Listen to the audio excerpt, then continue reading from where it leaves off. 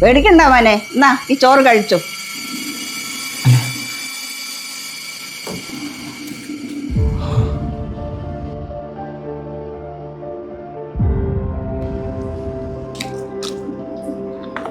എന്തോ ചെയ്യാനാ മോനെ, ഇന്നലെ ഇതുപോലൊരു പയ്യൻ ഇവിടെ വന്ന് അവനങ്ങ് അവൻ്റെ കഷ്ടതകൾ പറച്ചിലായിരുന്നു.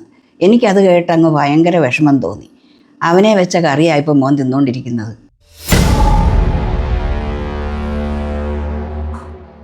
മോൻ കഴിക്കേ.